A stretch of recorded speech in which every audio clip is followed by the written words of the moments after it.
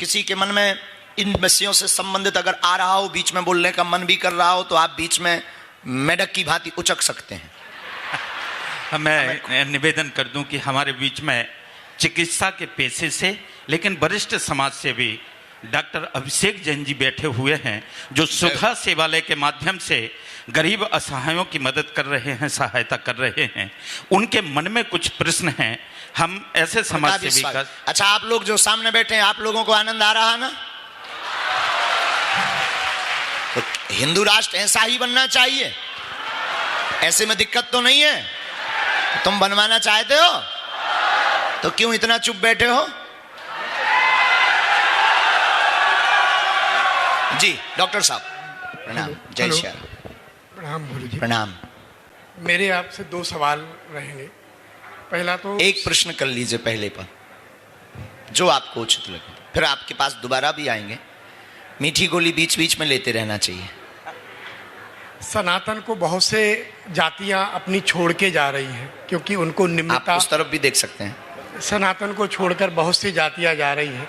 हाँ। क्योंकि उनके अंदर निम्नता का भाव और बहुत सारे ऐसे भाव भर गए हैं, जिससे बहुत सारे लोग सनातन को छोड़ के जा रहे हैं, मतलब दूसरे पंथ में जा रहे हैं। दूसरे पंथ में जा रहे हैं जी। और बहुत सारे लोग सनातन से वापस भी आना चाहते हैं, और बहुत सारे लोग सनातन को अपनाना भी चाहते हैं। लेकिन अगर वो ऐसा करते हैं तो सनातन को नए सिरे से स्वीकार करते हैं, तो उन लोग करने वाले लोगों को सनातन में क्या गोत्र होगा, और सनातन में क्या गोत्र होगा? अगर वो नए सिरे से सनातन को स्वीकार कर रहे हैं तो उनका गोत्र क्या होगा?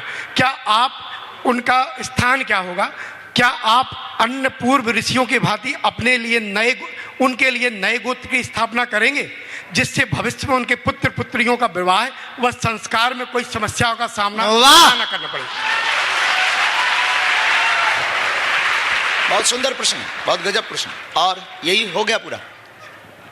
तो उसमें हम क्या कर सकते हैं?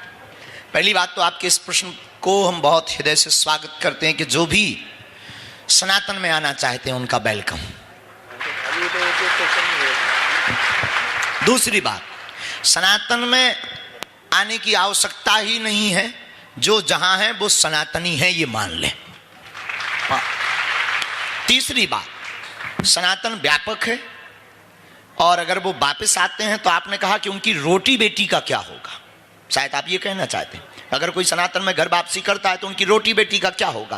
पहली बात तो वो जिस समाज से गए हैं उन समाज के लोगों को हम ये कहेंगे कि धोखे से अगर कोई सुबह का भूला शाम को आ जाए, उसका स्वागत वैसे ही करना चाहिए जैसे माँ 10 साल बिछड़े हुए बेटे के मिलने पर स्वागत करती है।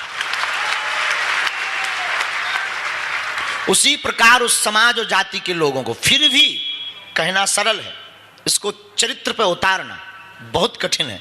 तो उसके लिए बहुत जल्दी हम कोशिश करेंगे। गोत्र तो नहीं बना सकते, क्योंकि गोत्र हमारी ऋषियों की परंपरा की, एक आध्यात्मिक परंपरा की एक बहुत, लेकिन बागेश्वर परिवार बना सकते हैं कि जो घर वापसी करके आएंगे उनको बागेश्वर परिवार की लिस्ट में जोड़ा जाएगा, और वो फिर अपने अनुसार अपनी पद्धतियों का अनुकरण करके अपने जीवन की प्रत्येक जो उनके अनुबंध संबंध रीति रिवाज है, उनको वो अपनी जो पूर्व में अपनाते थे वही अपना सकते हैं।